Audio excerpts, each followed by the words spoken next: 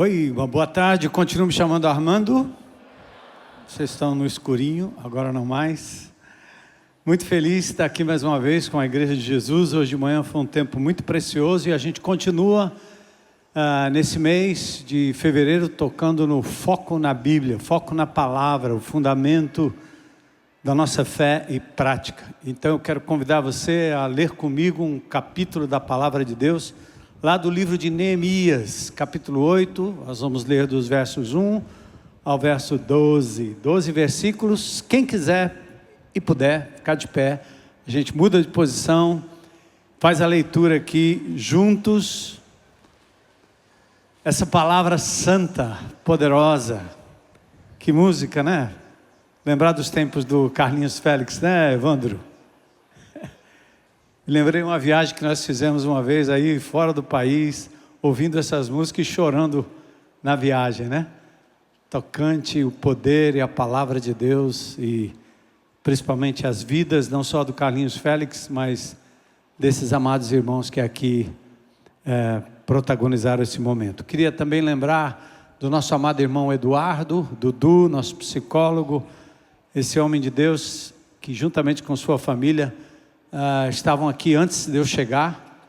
E Dudu passou por um problema muito sério do coração e requeriria ali intervenções muito drásticas. Não foi possível, foi internado, uma série de infecções. Hoje está no hospital de Messejana, mas sendo transferido para um outro hospital, para um cuidado clínico do seu estado, a fim de que ele possa se submeter a um tratamento mais eficaz para o seu coração. Então a gente vai lembrar de orar pelo Dudu. Mas vamos à leitura da palavra de Deus, vamos juntos orando aí, como boa classe, né? Observando aí as vírgulas. Quando eu estava no exército, a maior dificuldade às vezes ao apresentar a tropa para o coronel, eram alguns soldados que sempre marchavam de forma descompassada, né? E o coronel ficava chateado. Às vezes na leitura é assim também, né? Hoje de manhã aliás, domingo passado, domingo de manhã, às vezes acontece, né? Uns que correm na frente, outros vão atrás. Então vamos respirando juntos, como igreja de Jesus, assim como a gente cantou em uníssono, o Senhor ouve, a palavra de Deus está sendo proclamada através da nossa leitura também. Olha que interessante, né? Neemias capítulo 8, versículos 1 a 12, começa numa data bem específica, né? Então vamos lá? Em outubro, quando os israelitas já haviam se estabelecido em suas cidades, todo o povo se reuniu com um só propósito na praça, em frente da porta das águas. Não precisa ficar com medo de ler, né? Vamos lá? Pediram ao escriba Esdras que trouxe que o Senhor tinha dado a Israel. Assim, no dia 8 de outubro,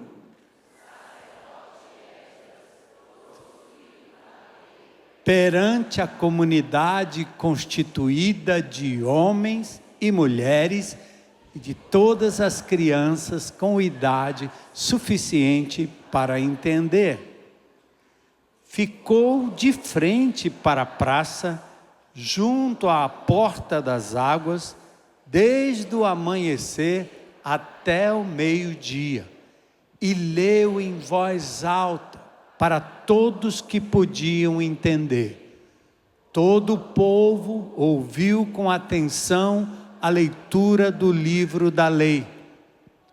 O escriba Esdras estava em pé sobre uma plataforma de madeira feita para a ocasião. À sua direita estavam Matitias, Sema, Anaías, Urias, Ilquias, Maazéias.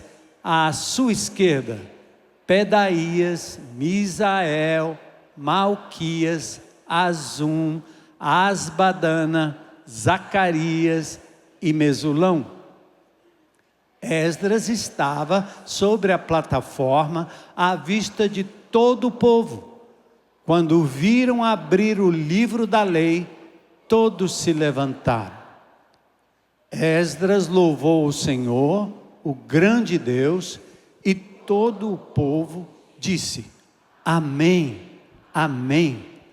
Com as mãos erguidas, depois prostraram-se com o rosto no chão e adoraram o Senhor. Jesua, Bani, Serebias, Jamim, Acube, Sabetai, Odias, Maazéias, Quelita, Azarias, Anã e Pelaías instruíram o povo acerca da lei, e todos permaneceram em seus lugares. Liam o livro da lei de Deus, explicavam com clareza o significado do que era lido e ajudavam o povo a entender cada passagem. Então, o governador Neemias, o sacerdote e escriba Esdras e os levitas que instruíam o povo disseram: Não se lamentem, nem chorem num dia como este. Hoje é um dia consagrado ao Senhor, seu Deus, pois todo o povo chorava enquanto ouvia as palavras da lei. E Neemias prosseguiu: Vão e comemorem com um banquete de comidas saborosas e bebidas doces, e repartam o alimento com aqueles do povo que não prepararam nada. Este é um dia consagrado ao nosso Senhor. Não fiquem tristes, pois a alegria do Senhor é sua força. Os levitas também acalmaram o povo, dizendo: Aquietem-se, não fiquem tristes, hoje é um dia santo. Então o povo saiu para comer e beber numa refeição festiva, para repartir o alimento e celebrar com grande alegria, pois tinham ouvido e entendido as palavras de Deus. Aleluia, glória a Deus, né? Senhor, obrigado por essa noite preciosa, pelo teu povo aqui reunido com o único propósito de te encontrar, estar contigo, aprender de ti, da tua palavra, ora lida, Senhor. Que o teu Espírito, que já foi conclamado aqui em cântico, esse Espírito que está no nosso meio, seja o nosso professor, aquele que ilumine o nosso entendimento e nos convença daquilo que nós temos que fazer com a nossa vida, com a nossa agenda, em relação à palavra de Deus. Que essa igreja continue firmada na pessoa de Jesus e na palavra de Jesus. Senhor, nós queremos interceder por aqueles que sofrem no leito de dor, talvez muitos aqui, Senhor, passando por problemas e dificuldades de saúde, mas que o Senhor, de uma forma especial, visite o Dudu agora, onde quer que ele esteja, para que ele receba do Senhor a cura plena e possa ser reintegrado ao nosso meio. O Senhor conhece cada célula, Senhor, do organismo dele. Opera um milagre, como o Senhor também certamente pode operar um milagre na vida de cada um, que vem à mente, à nossa mente hoje, que porventura esteja passando por um momento de dificuldades na área de saúde ou qualquer outra área. Então, Senhor, que a tua palavra seja o nosso alento hoje à noite, grande desafio para nossas vidas. Pedimos isso agradecidos em nome de Jesus. Amém. Podem sentar.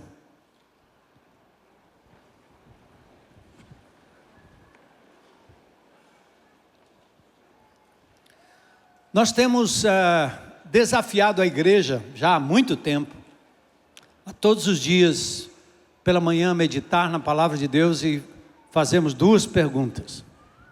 A primeira é: o que Deus está me dizendo? A segunda: o que eu vou fazer a respeito? Então, quando você lê a palavra de Deus, como nós lemos agora, certamente algo lhe chamou a atenção. Certamente o Espírito de Deus chamou a sua atenção para uma uma parte importante dessa leitura. Não é uma leitura qualquer, é a leitura da palavra de Deus. Então aí na sua mente, no seu coração, leva para casa essas duas perguntas, sempre. O que Deus está me dizendo e o que eu vou fazer a respeito. Hoje pela manhã, ao acordar no meu devocional, passo pela palavra de Deus, onde Deus diz que os israelenses, naquela situação do deserto, não deveriam comer peixe sem escama. E depois você vai fazer uma pesquisa e percebe que o peixe com escama não só protege das impurezas das águas, mas ele também é capaz de, num certo sentido, preservar não só a água dentro do corpo do peixe, mas também os minerais. Então, que Deus sábio. E eu fiquei pensando, o que é que isso tem a ver, né? Tem a ver, e eu pensei como Deus maravilhoso cuida da saúde do seu povo, instruindo exatamente que tipo de peixe que deveria ser preferencialmente comido. Tal carne, tal circunstância, evita o crustáceo. Então ele vai dando toda aquela orientação para um povo que ia passar 40 anos no deserto, sem geladeira, sem possibilidade de preservar e cuidar daquela alimentação. Então esse é o Deus maravilhoso, que fez o universo, que controla coisas enormes, grandes, mas também cuida de cada detalhe da vida da gente. E esse foi o meu mapa hoje de manhã, né? Que Deus me disse que Ele é maravilhoso, que Ele se importa com o que eu como, que Ele se importa com a minha comida e que eu devo continuar comendo para a glória de Deus, né? Hoje na hora do almoço estava sentado numa mesa e os quitutes passando e eu dizendo, não, esse não, esse não. Só me lembrando, né, do templo do Espírito e que aquilo que eu devo ingerir para o meu corpo nem sempre é o que é mais gostoso, né? Às vezes não é tão gostoso, mas faz bem, então vai ficando gostoso à medida que a gente pratica. E assim, nosso devocional diário deve ser dessa forma. Amados, a voz de Deus é a única voz que deve prevalecer na igreja de Jesus. A voz de Deus, ou seja, a palavra de Deus, a Bíblia, é a única autoridade, é a única fonte para se conhecer Deus e conhecer a sua vontade, como nós falamos na semana passada. A palavra de Deus é a única forma de nos livrarmos de opiniões humanas, de pensamentos humanos, de elucubrações de gurus, de práticas supersticiosas que não têm absolutamente nada a ver com a vontade de Deus. É a forma de nos livrarmos de coisas místicas que às vezes são praticadas dentro da própria igreja de Jesus. Então, firmados na palavra, nós não vamos precisar de algo mais, de alguém mais, de uma revelação a mais, de uma profetada a mais. A palavra de Deus nos basta. O nosso problema não é que Deus não tenha falado e por isso temos que ir atrás de alguma outra voz. O fato é, nosso problema é que nós não temos nos debruçado, não temos dado prioridade a esta palavra. E ela é enorme, ela tem mandamentos, princípios, histórias, circunstâncias pelas quais Deus vai nos ensinando. Tem um livro bem antigo chamado Fator Melquisedeque, de Don Richardson. Ele conta que inúmeras tribos remotas, tribos assim, remotas, né? do fundão, vamos dizer assim. Essas tribos, elas tinham uma coisa em comum, algumas delas. Elas falavam de um tal livro perdido. E segundo esse livro, mais ou menos em 1795, os Karens da Birmânia, atual Mianmar, que é fronteira com a Índia e a China, ou seja, um lugar bem distante de onde nós estamos, tiveram um primeiro contato com a civilização. E nesse contato eles revelaram, aquela tribo distante, sem qualquer contato com a civilização, eles revelaram àquelas pessoas que eles estavam aguardando um homem branco que traria um livro cujo autor era Yahweh. E aquilo foi marcante.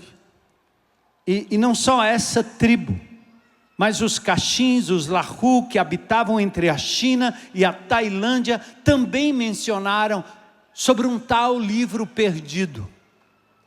Hoje, a sede pelo livro de Deus está no coração de alguns povos e de algumas pessoas. Porque o livro de Deus é o único capaz de responder às mais profundas indagações dos seres humanos. De onde eu vim? O que estamos fazendo aqui? Para onde vamos? A Bíblia é o livro mais vendido no mundo, 5 bilhões de cópias. E a sua veracidade, a sua precisão histórica, geográfica, bibliográfica é impressionante. Aliás, ela supera as grandes literaturas. Você vai para uma faculdade de filosofia e você vai estudar acerca, por exemplo, de Aristóteles e suas obras. Ele viveu entre 384 a 322. Foi o grande mestre de Alexandre o Grande. Aristóteles escreveu sobre física, metafísica, retórica, política, ética, biologia, economia. E tudo que você estuda sobre este homem, sobre este filósofo, você tem apenas 5 ou 6 manuscritos. E esses 5 ou 6 manuscritos foram descobertos no ano 1100 depois de Cristo, ou seja, 1400 anos depois que ele viveu e que ele escreveu. Meia dúzia de manuscritos, eu estou falando meia dúzia, é literal. Meia dúzia de manuscritos que ninguém sabe o que o tempo fez com eles. Qual é a veracidade desses manuscritos, dado a pequena quantidade, mas nós entendemos como uma carta de Pero Vaz de Caminha, né? É verdade, é isso mesmo, e a gente estuda como verdade. A Bíblia, enquanto palavra de Deus, são quase 20 mil manuscritos, e os primeiros manuscritos, eles datam de talvez 10, 15 anos depois que o apóstolo João morre e escrevendo o último livro do Apocalipse. Ou seja, as evidências são muito próximas da época em que viveram os apóstolos, a própria pessoa do Senhor Jesus Cristo. E são mais de 20 mil manuscritos. Então a Bíblia, você pode entrar em qualquer curso da sua universidade e constatar a veracidade bibliológica dessa palavra, usando todos os critérios acadêmicos. A Bíblia supera qualquer outra literatura. A Ilíada de Homero, de mais ou menos 850 a.C., 643 manuscritos apenas. Então eu poderia citar aqui obras e mais obras com poucos manuscritos, com tanta credibilidade, e a palavra de Deus tem muito mais consistência, nós simplesmente a menosprezamos. Muitos esperam o livro que não conhecem. Muitos conhecem o livro, mas não podem possuí-lo, por causa das proibições, da falta de traduções e até do preço do papel. Em alguns lugares, na China, os crentes têm apenas algumas folhinhas da palavra de Deus. Porque a literatura nem sempre pode chegar lá de verdade sem ser apreendida e sem ter as pessoas que a possuem presas. Muitos possuem um exemplar da Bíblia, mas não conhecem o seu conteúdo. Como meus pais que tinham a Bíblia da Barça ali em cima do móvel, e eu quando pequeno abria porque tinha umas figurinhas bem interessantes, mas eles nunca me ensinaram a palavra de Deus e tampouco liam a palavra de Deus. Naquela época a missa era rezada em latim e a gente não entendia absolutamente nada. Os outros que talvez tenham a palavra de Deus em mãos são os que pouco acessam, pouco leem. Mesmo lendo, às vezes não são capazes de reconhecer ou obedecer à voz de Deus. Mas como disse Jesus em João, no capítulo 5, verso 29, esta palavra testifica acerca de Jesus. Você não pode conhecer a pessoa de Jesus, a vontade de Jesus, andar como Jesus, se você não ler a palavra que revela quem Ele é. Nós temos fartura de Bíblia, mas uma escassez de pessoas que amam, vivem, leem, meditam na palavra de Deus. E o pior, isso no meio de nós, no meio evangélico. Basta você olhar para a sua própria vida, para o quanto esta palavra tem prioridade na sua agenda, na sua leitura. Quantas informações você obtém de várias fontes, na internet, no WhatsApp, você está consultando todo o tempo o que está acontecendo no Brasil, em Brasília, o que está acontecendo lá em Israel, no Irã, o que está acontecendo em outros países, nos Estados Unidos, mas o quanto você de verdade devota como tempo para dizer, fala a Deus, acerca do teu filho, da minha vida, do futuro, do momento que nós vivemos. O boieiro Amós, aliás, no capítulo 8, verso 11, ele diz, haverá fome na terra, mas de ouvir as palavras do Senhor, dado a escassez de Bíblia. O povo é religioso, o povo vai para a igreja, o povo vê e ouve um bocado de coisa, menos palavra de Deus. Não só naquilo que sai do púlpito, mas daquilo que está no dia a dia dos crentes em Cristo Jesus. E para mim há dois fatores para a escassez. O primeiro é a liderança negligente. E eu me enquadro aqui para dizer, Senhor, tende misericórdia de mim. Oséias capítulo 4, verso 6 diz, meu povo está sendo destruído porque não me conhece. E aí ele diz, porque vocês, sacerdotes, líderes, não querem me conhecer, eu não os reconhecereis como meus sacerdotes. Ou seja, Deus aponta diretamente e profeticamente para a liderança. A doença começa aí. Homens que aprendem a manusear a palavra de Deus, aprendem até a pregar a palavra de Deus, aprendem até a falar sobre a palavra de Deus, mas ela não entra no coração. Ela é um assentimento intelectual, não desce para o coração. Não muda o coração do líder. Não faz dele alguém íntimo com o Deus da palavra. Ele pode ser íntimo da palavra, mas não é íntimo com o Deus da palavra, porque usa a palavra como instrumento de ensino, simplesmente é uma apostila. Você repassa informação. E à medida que você entrega a sua vida a Jesus e vai ficando mais velho na fé, você que tem mais de 10 anos, 5 anos de convertido, você sabe do que eu estou dizendo.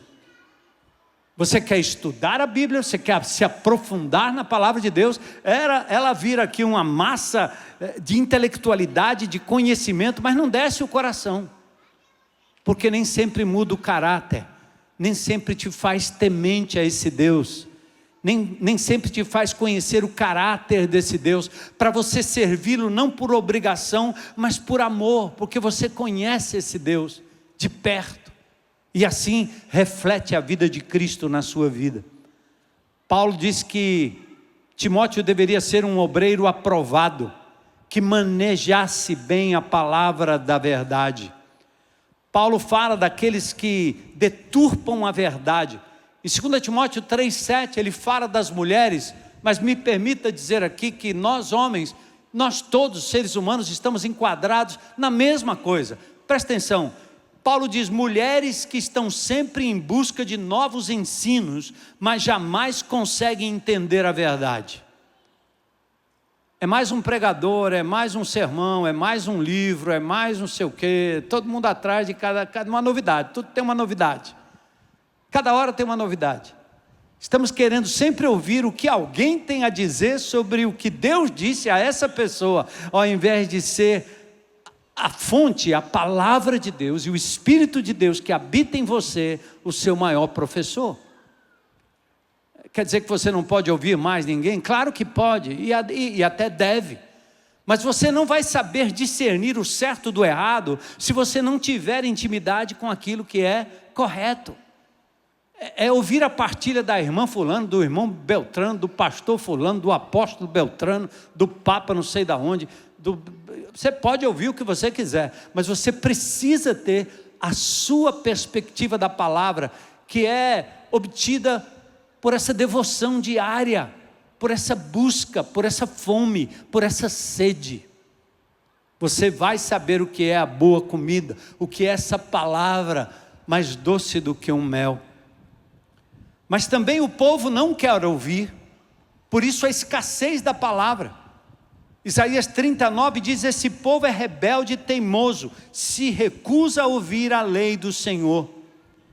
Jeremias 6,10 diz: a palavra do Senhor para eles, os de Jerusalém, é coisa vergonhosa, eles não gostam dela. Isaías 39, povo rebelde, não quer ouvir a lei do Senhor. E que triste, né, irmãos? Porque a obra do ministério, a tarefa e a missão da igreja está nas mãos de pessoas comuns. E se essas pessoas não têm a palavra de Deus, o amor pela palavra, o acesso à palavra de Deus, se lhes são sonegados os momentos na presença de Deus, que tipo de igreja nós temos? Essa é a razão do país mais católico do mundo ser o mais corrupto do mundo. Somos religiosos, mas somos bandidos de todo jeito.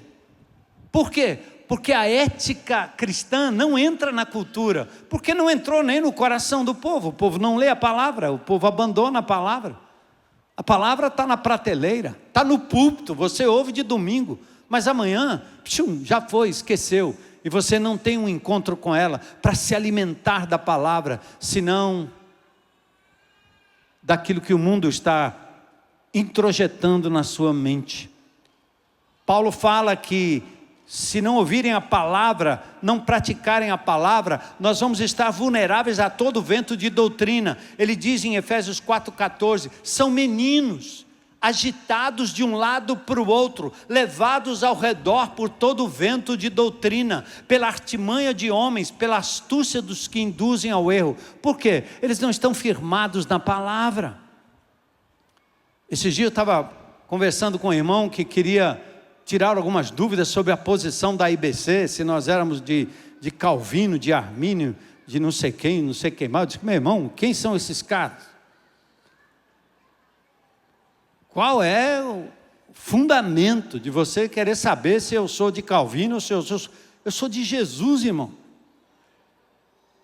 Então, eu estudei todas essas doutrinas, mas eu me recuso a sentar para conversar com qualquer pessoa que não seja abrindo a Bíblia. O que a Bíblia diz sobre isso? Não me interessa o que Calvino creu, pregou, não interessa o que Armínio creu, pregou, o que Lutero creu, pregou. Eu não tenho interesse nisso, eu tenho interesse na palavra de Deus. Eles não são meus gurus, eles não são meus guias, eles não são meus modelos. Eu posso estudá-los, posso conhecê-los, posso opinar sobre eles, mas não é aí que eu entro. Abre a Bíblia, meu irmão, tenta me ajudar aí, o que é que você crê? Então é a palavra de Deus que deve fundamentar. Quando você não está firmado na palavra de Deus, toda a doutrina serve.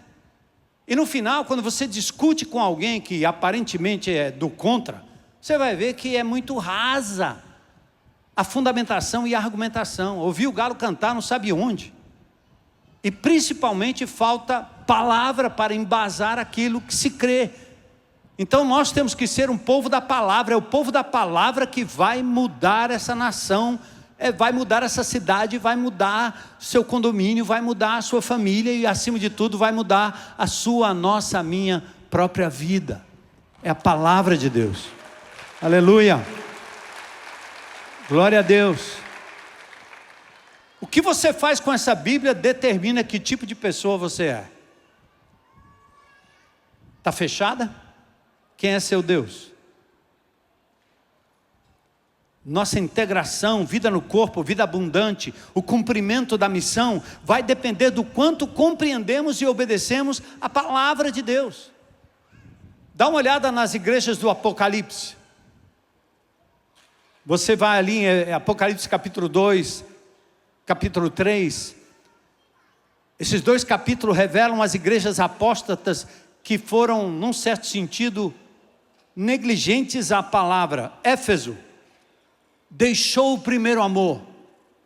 Lembra quando você se converteu? Cada versículo tinha um sentido, cada palavra de Deus tinha um negócio no seu coração, queimava no seu coração. Eu li a Bíblia 3 vezes no primeiro ano da minha conversão. Eu não podia parar de ler isso aqui. Eu queria entender mais. Depois eu disse, eu não entendi muita coisa. Lê de novo, de novo. Aí eu ainda não entendo muita coisa. Lê de novo. Eu continuo não entendendo, por isso que eu continuo lendo, né? Eu não continuo não entendendo tudo. Mas aí você vai abandonando o primeiro amor. Você fica na pressuposição de que você já conhece alguns versículos, alguns capítulos, algumas doutrinas, e já não serve mais para você.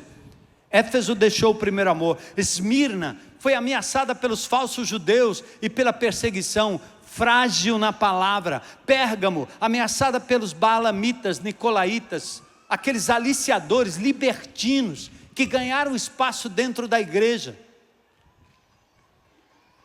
Deixaram a palavra. Tiatira, a igreja de Tiatira tolerava uma profetisa que se dizia inspirada, chamada Jezabel. Deus disse que ia puni-lo com uma doença, e Deus estava, num certo sentido, Jesus, né, repreendendo aquela igreja, porque deixou aquela profetisa profetizar coisas que não tinham nada a ver com a palavra de Deus. E aqui não é só Jezabel, é Jezabel, é José, é Pedro, é João, é homem, mulher, que se arvora a dizer que Deus disse quando ele não disse.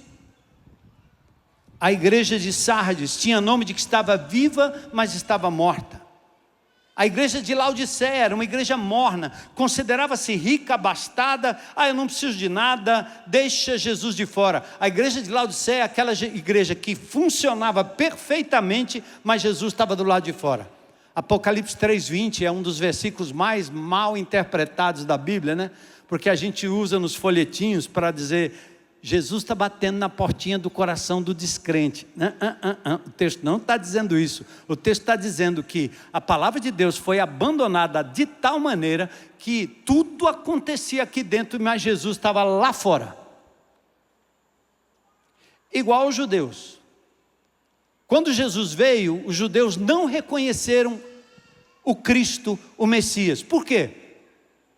Porque eles queriam um Cristo que pudesse libertá-los do poder romano. Eles queriam um Cristo que viesse e libertasse a gente lá em Brasília. Eles queriam um cara do poder que fosse um homem de Deus, um homem da palavra, da igreja. E aí vamos para Brasília, que lá a gente vai... Se Jesus entrasse aqui, você ia querer que ele se candidatasse a presidente. Os judeus queriam um Cristo bélico, com armas, para vencer Roma. Só que eles se esqueceram de quê? Isaías capítulo 53, o servo sofredor. Jesus teria que vir para ser servo, morrer na cruz do Calvário, porque senão o problema do pecado não seria resolvido. Jesus, como inocente, se deu, se doou. Ele é o Cordeiro de Deus que tira o pecado do mundo. Mas quando a Bíblia vai saindo do seu dia a dia, do seu radar, você perde a perspectiva do que é a vida cristã, do que é cristianismo. E quando Cristo entra, você não sabe nem quem é mais. Lembra os amigos, os dois no caminho de Emaús? Jesus estava do lado deles. E eles dizendo, rapaz, você não ouviu falar, vocês estão tristes por quê? Você não ouviu falar, rapaz, tinha um tal de Messias aí, parece que ele ia ser um caba bom, mas mataram ele, acabaram com ele, tudo se acabou, pronto. Sabe por quê? Eles não leram a Escritura, eles não estavam com a Escritura no coração. Foi preciso Jesus, ali ao lado deles, começar a falar sobre tudo o que dizia sobre ele no Velho Testamento, as Sagradas Escrituras. E aí diz a palavra, ardeu-lhes o coração, porque eles começaram a ouvir a verdade acerca de Jesus. Então, meu amado, eu tenho essa coisa na minha cabeça, sabe? Se fosse para ser um cristão peba, daquele marromeno, eu disse, pá, não quero isso aí não. É melhor continuar com o Che Guevara. É melhor eu seguir o Fidel Castro, qualquer outro aí. Não é? Do que viver essa coisa marromeno. religiosa, que eu não sei para onde vai, nem de onde vem. Aí eu fico vendo o poder de Deus na Bíblia, o poder de Elias, o poder de Daniel, o poder de Davi. O poder é só lá, e aqui parece que o negócio não acontece. Não, quando você está firmado na palavra, quando a igreja da palavra, o Espírito se manifesta, a glória de Deus se manifesta, o poder de Deus se manifesta. Você vê, você sente, você ouve, você testemunha dos milagres de Deus hoje, como foi na época de Elias, como foi na época de Daniel, como foi na época de Moisés. Por isso Jesus diz: vocês vão fazer obras ainda maiores do que as que eu faço. Se guardarem minha palavra, se andarem na minha palavra. Percebe a importância, irmãos? Por isso a gente chama a atenção como igreja. Nós temos o exemplo da igreja de Tessalônica. Recebeu a palavra não como de homens, mas como palavra de Deus. Como indivíduo, o salmista, lembra do salmista? O salmista diz lá no Salmo 1, bem simples. Antes ele tem o seu prazer na lei do Senhor, e na sua lei medita de dia e de noite. Aí ele vai ser como uma árvore plantada junto a ribeiros de águas. Aí vai florescer, irmão. Como família, você ensina aos seus filhos, falando assentado na sua casa, andando pelo caminho, deitando-se, levantando-se, todo o tempo, como a mãe e a avó de Timóteo. O que será da próxima geração, se não formos o povo de um só livro, a Bíblia, a palavra de Deus? E aí eu vou caminhando com vocês agora para o texto que nós lemos. Paulo diz em 1 Coríntios 10, 11, que tudo que aconteceu lá no Velho Testamento foi escrito para advertência nossa.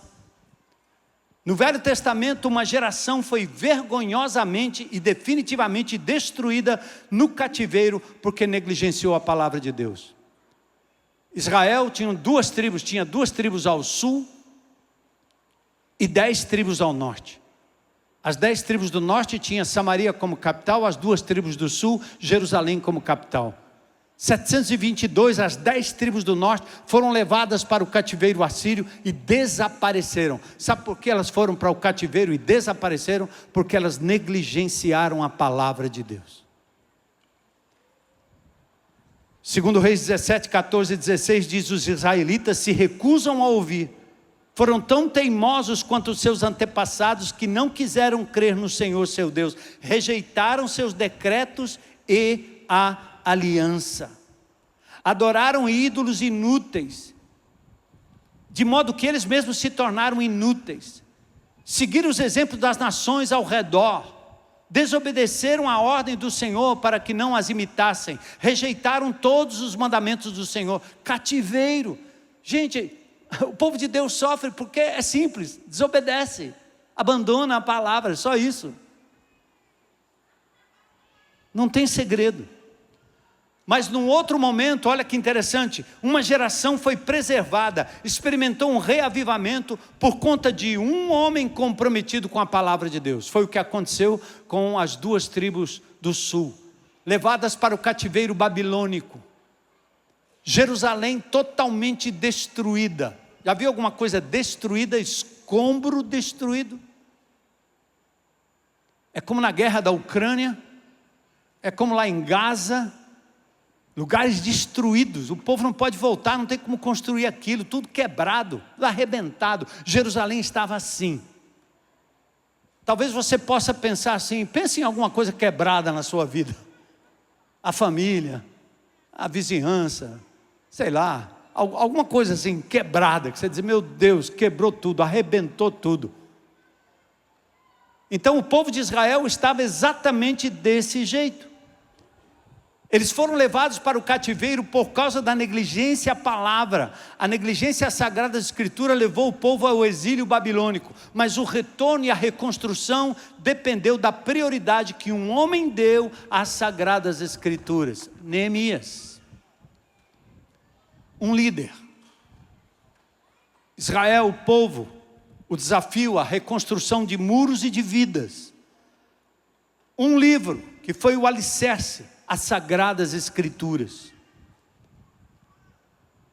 E aí nós temos um homem que enfrentou o desafio, oposição externa, enfrentou oposição interna, murmuração, tentativa de suborno, consequências do pecado e do afastamento de Deus, miséria, destruição, moral baixo, ataques externos, ataques internos.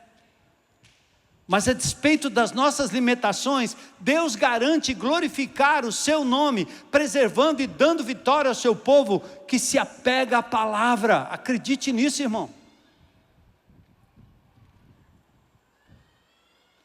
Aí veio o término da obra. Sim, ele terminou a obra física em 52 dias. Os muros foram reconstruídos. Deus capacitou e supriu para o término da obra. Mas reconstruir muros é mais fácil do que reconstruir vidas.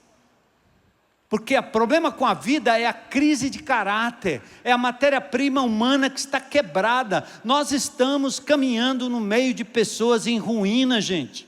Do ponto de vista psicológico, do ponto de vista emocional, do ponto de vista da saúde, do ponto de vista da moral. Nós estamos vivendo no meio de um governo imoral, de pessoas imorais, de loucura, nós estamos vivendo loucura. É mais fácil reconstruir muros do que reconstruir vidas. Mas só uma ferramenta que pode reconstruir uma vida é a palavra de Deus. Só a palavra. Acredita nisso?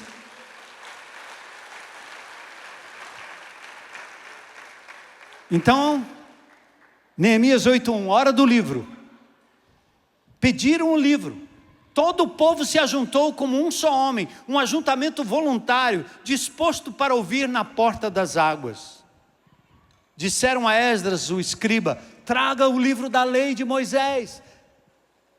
Não era um best-seller, não era uma novidade das livrarias famosas, não era um novo manifesto, não era a conversa do youtuber. Não, era a palavra de Deus.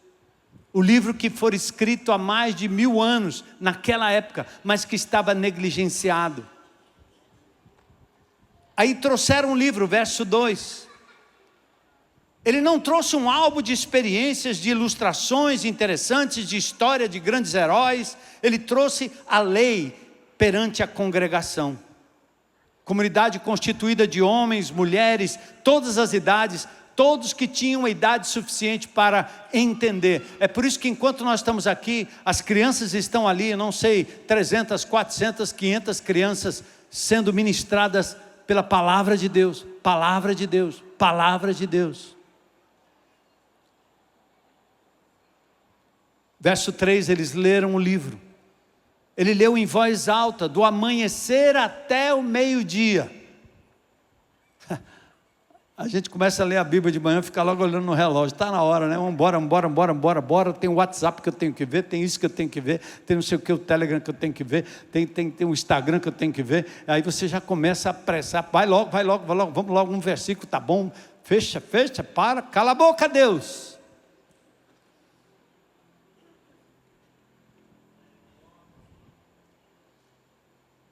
Esse povo, sedento da palavra e reconhecendo o quanto era necessário reconstruir vidas pela palavra, eles ficaram ali ouvindo o livro da lei todo aquele tempo. Todos a uma lendo o livro da lei. O segredo ali estava na disposição do coração. Todo o povo ouviu a leitura com atenção. Esdras estava em pé sobre uma plataforma de madeira, vamos lembrar que não é o púlpito, né? Mas era feito para aquela ocasião, para estar acima das pessoas, para que todos pudessem ouvir. As condições não eram as melhores, mas o coração estava no conforto do Espírito Santo. O ambiente não era confortável, mas eles estavam no conforto do Espírito, era a palavra de Deus sendo lida, era Deus falando com eles, gente, não tem lugar melhor. Senta na pedra, senta no chão, senta em qualquer lugar, não se importe com o conforto, porque o conforto não é o que importa é o Espírito de Deus falando ao nosso coração. Para tudo, para o tempo, cala as vozes, para tudo na sua agenda, para dizer: Deus, fala comigo. Esdras estava em pé na plataforma, e o povo respondeu ao livro da lei, versos 6 e 7. Agora vamos lembrar aqui que não é bibliolatria, nós não adoramos um livro, mas o autor do livro. É o autor do livro. Esse livro é um meio que revela o fim, que é Ele, Jesus. De Gênesis a Apocalipse, Gênesis 3,15 já revela a pessoa de Cristo. Não adoramos um livro, mas o autor. O livro revela a pessoa de Deus. Por isso Esdras louvou ao Senhor. Não há segredos, não há complicações, não há exegese acadêmica, não há nada que defender, não temos que gastar energia combatendo coisa nenhuma. Só ler o livro e deixa Deus falar. Todo o povo respondeu: amém, amém, assim seja. Mãos erguidas, prostraram-se, rosto no chão, não precisou pedir nada. E aqui na IBC tem um fenômeno interessante, porque nós instruímos a liderança do louvor aqui, desde o início. Se vocês não estiverem aqui às 5 horas, 5h30, o louvor começa do mesmo jeito. Se não tiver ninguém sentado, eles vão louvar do mesmo jeito. Sabe por quê? Porque eles não fazem o louvor para a plateia, é para o Senhor que está presente. Entende? Às vezes eu vou nas igrejas fazer os congressos lá, eu falo para os pastores, eles ficam tudo com o cabelo em pé, né? Por exemplo, você entra num local lá, o camarada vai começar o louvor, a primeira coisa que ele faz é: vamos ficar de pé? Aí eu fico sentado e não fico em pé não. Eu disse: por que eu vou ficar em pé? Você está nervoso, é? Está querendo reação da plateia para você continuar? Nós não precisamos disso. Eu pregaria essa mesma palavra aqui no meio da floresta.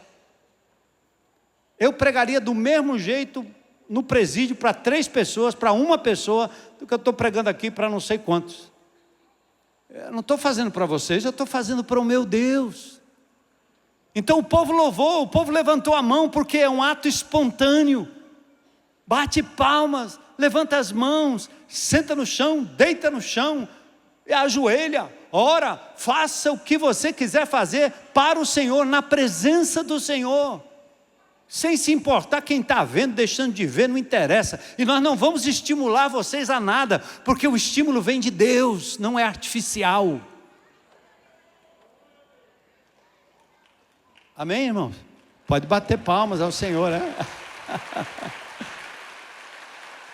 Os irmãos que vêm de outra igreja, por que esse povo bate palmas? Eles fazem o que a Bíblia manda, bater palmas, todos os povos celebrar a Deus, né? Com júbilo, amém. Então, amados, a adoração é a resposta. Olha que coisa linda, quando você vai à palavra de Deus, que Deus é visto na sua palavra, qual é a reação? A adoração, entende? Quebrantamento. Não é o cara agora dizer assim: agora eu sei tudo, vou dar uma biblada na cabeça da minha mulher, do meu marido. Ele precisa ouvir isso. Essa semana eu vi uma mulher tentando ajudar o marido dela, ela abre a Bíblia toda hora e dá um sermão para o cara. O cara, 200 anos que ele é crente, já leu a Bíblia, sei lá quantas 1000 vezes. Minha irmã, que é isso? Aí a filha disse a mesma coisa, né? Tipo assim, toda vez eu abro a Bíblia, eu mostro para ele, eu digo: não abra mais não, dê um beijo nele, abrace ele, demonstra o amor que essa Bíblia manda demonstrar para os impenitentes, para os inimigos, para aqueles que lhe magoam. Perdoa, use de misericórdia. Então a palavra de Deus, quando ela é lida, o que ela gera em nós? Adoração, entende? Deus é honrado, Deus é adorado. E aí você obedece a Deus não por medo de ir para o inferno, mas porque você é grato, é grata ao que Deus tem feito por nós, amém? Porque a palavra revela o quanto Ele é amoroso, misericordioso. Então a adoração é a resposta. Mas nós perdemos o primeiro amor quando perdemos o contato com a palavra de Deus. Tornamos-nos insensíveis como discípulos no caminho de Emaús. Tornamos-nos áridos juízes enciclopédias orgulhosas, quando manuseamos a palavra como quem vai matar ou morrer. E verso 8 diz que eles explicaram o livro. O livro era antigo, mas a aplicação era atual e relevante. Há princípios, mandamentos, fatores culturais, fatores históricos.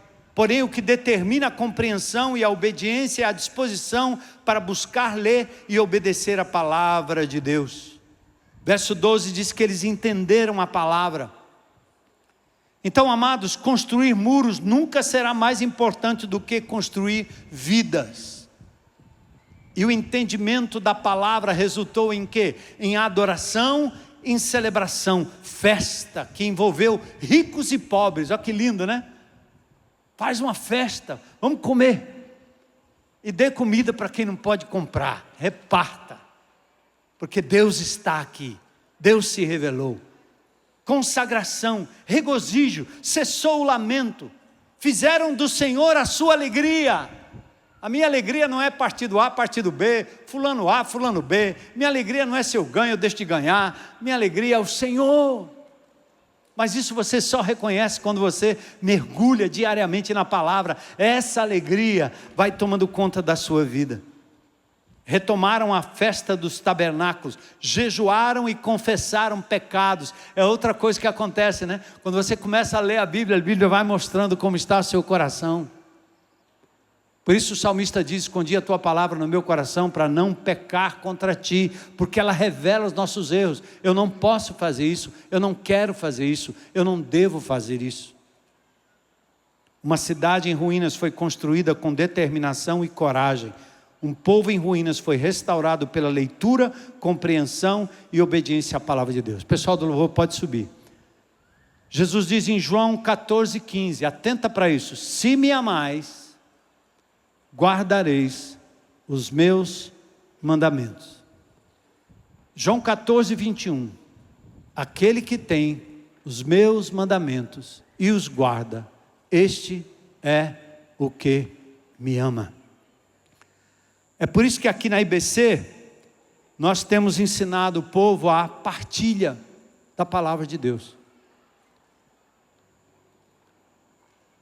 Quando nós nos reunimos, nós temos a partilha, porque o irmão leu a palavra de Deus, Deus falou com ele, ele diz: isso é o que Deus me falou, isso que eu vou fazer a respeito. Em seguida a irmã faz a mesma coisa. O que Deus me falou e o que eu vou fazer a respeito. Então a palavra desse irmão é edificação para a minha vida, a palavra dessa irmã é edificação para a minha vida, a palavra desse irmão é edificação para a minha vida. Mas tem indivíduo que ele não se aguenta, ele quer logo corrigir o primeiro irmão aqui, que falou uma vírgula errada.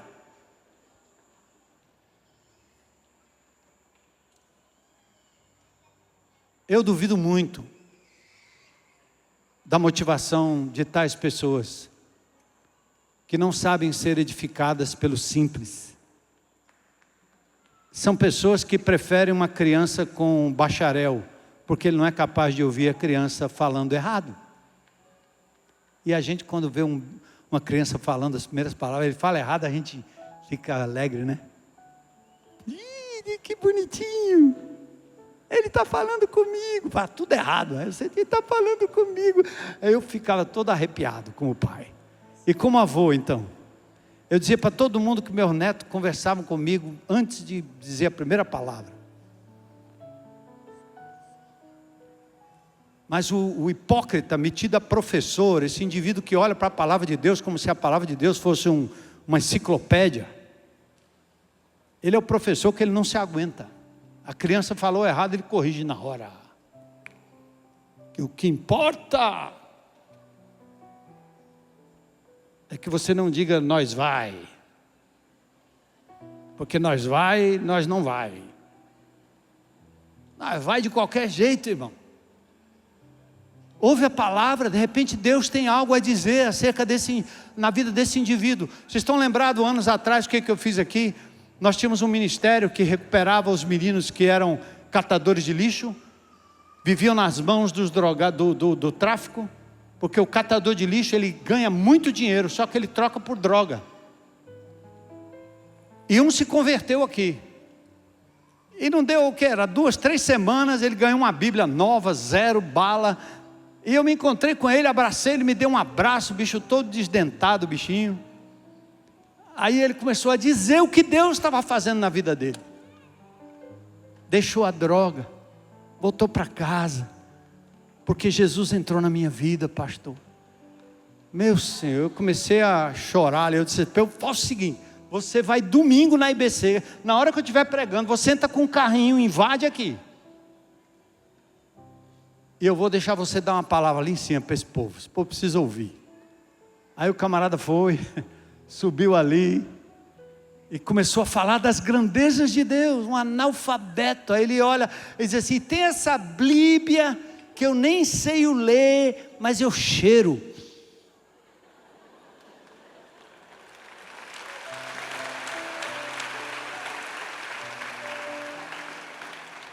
O cara acostumado a cheirar outra coisa, né? Acho que a Bíblia tinha um cheiro diferente. Eu vou aconselhar esses irmãos metidos a professor, vai cheirar a Bíblia. Tem alguma mágica em cheirar a Bíblia? Não, o que ele estava dizendo? Ele estava refletindo a palavra que foi dita para ele, certo? E agora ele estava com essa palavra na mão. Não deu 3, 4 semanas, ele me parou por ali, perto do banheiro, e disse, pastor, eu já sei o ler. Aí leu o Salmo 23. Eu acho que ele foi um pouco de decorar, um pouco decorado e um pouco lido, sabe? Salmo 23. Quantos irmãos aqui aprenderam a ler através da palavra de Deus? Entende, gente? Então para com isso de dar biblada na cabeça dos outros, para de ser professor, isso é uma hipocrisia muito grande. Porque o que as pessoas precisam ver em nós, é o resultado do conhecimento profundo, sabe o que é? Adoração, misericórdia, amor, compreensão, tolerância, é isso aí. Então no GR é assim, viu? Se tiver no seu GR algum indivíduo aí que anda dando uma de professor, você manda ele falar comigo que a gente vai ensinar ele a cheirar a Bíblia. Para com isso, cara.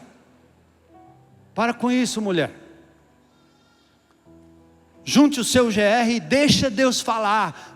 1 Coríntios 14, Paulo diz isso, quando vos reunis, um tem salmo, tu tem um provérbio, tu tem uma palavra de doutrina, ou tem uma profecia, e outro vai falando, né? Cada um vai falando. Canta, louva. Mas quando você vai lá e só um indivíduo fala, uma vez eu fui num PG, na época do PG, me chamaram para visitar o PG. Quando cheguei lá, o que é que tinha? Um púlpito, um microfone e as cadeiras. Eu disse, o que é isso aqui? É um grupo pequeno. Como, rapaz? Isso aqui você está fazendo uma estrutura de igreja, que a gente pensa que é assim, né? A igreja é só assim. Não, irmão. Desmancha isso aí, rapaz. Vamos sentar aqui numa roda, vamos ouvir Deus falar, deixa as pessoas falarem. Você leu a Bíblia hoje, e se ninguém leu a Bíblia, sabe o que você faz? Abre a palavra de Deus, lê um texto da palavra e pergunta o que Deus lhe disse. E o que você vai fazer a respeito? Mas é a Bíblia o centro. E as pessoas que têm o Espírito Santo, nós precisamos acreditar nisso. Que elas são capazes de conhecer Deus através da Escritura. Amém? Não é proibido estudar, não é proibido se aprofundar. Eu passei anos na universidade, no mestrado, estudando o que tive que querer, falando sobre leitura, maçoretas, os manuscritos. E quanto mais eu estudava, mais eu dizia, meu Deus, eu preciso sair disso aqui bem rapidinho. Porque eu quero a simplicidade do Evangelho. Mas é importante estudar? Claro que é importante estudar. Mas é ruim vomitar isso na cabeça dos outros. Deus não chamou todo mundo para isso. Jesus não fez isso com seus apóstolos. Nem todo mundo era o apóstolo Paulo. Muitos eram homens iletrados, simples, mas cheios do poder de Deus. Porque eles estavam andando com Deus.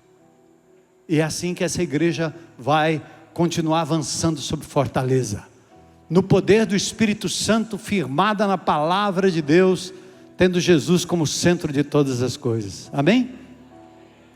2 perguntinhas. Tem alguém aqui nesse auditório que gostaria, ou talvez veio aqui hoje à noite dizendo, hoje é meu dia, eu quero entregar a minha vida a Jesus. Tem alguém? levanta sua mão e diga: eu quero Jesus como meu Senhor e meu Salvador. Glória a Deus. Quero crer na palavra.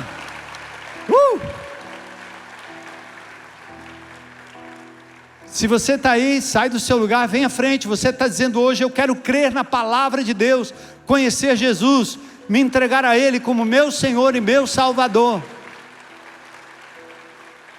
Glória a Deus. Talvez você já ouviu muitas palavras, né? E hoje você está dizendo: é Jesus que eu quero, é a palavra de Jesus na minha vida. Domingo teve um fenômeno aqui, né? Vocês estavam aqui domingo? Eu nunca vi tanto adolescente entregando a vida a Jesus num culto só. Viram aquilo que aconteceu? Meu Senhor. E Deus continua fazendo, ó.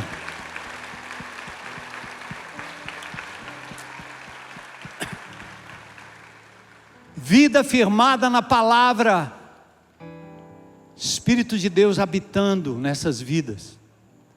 A igreja avançando. Restauração, santificação. Poder de Deus. Igreja viva. Que vai ser sal e luz na sociedade. Tendo como base a palavra de Deus. Por isso que Paulo diz que nós devemos deixar a palavra habitar ricamente em nossos corações, e que nós devemos nos instruir e nos aconselhar mutuamente, mutualidade, uns aos outros. É assim que funciona. É assim que Deus quer. Pai, nós te agradecemos por essa noite abençoada. Rogamos que o teu povo aqui sentado, Senhor, tome também um propósito de priorizar a palavra, para não perder de vista quem tu és, para não perder de vista a tua vontade para as nossas vidas. Obrigado por essas vidas, Senhor, que vieram à frente, que se entregaram ao Senhor Jesus. Agora, posses do Espírito Santo de Deus, habitadas pelo Espírito Santo de Deus. A palavra, Senhor, fará sentido para eles, Senhor, todo o tempo. Teu Espírito há de iluminar o entendimento, e eles crescerão baseado na tua palavra. Obrigado pela tua igreja, Senhor, pelo propósito de priorizar a leitura da palavra, o ouvir a palavra de Deus diariamente. Cada um do seu jeito, à sua maneira, no seu lugar, mas o Senhor presente e a palavra sendo priorizada. Faz isso na vida de cada um de nós. É o que te pedimos em nome de Jesus. Amém. Bora lá? Creio.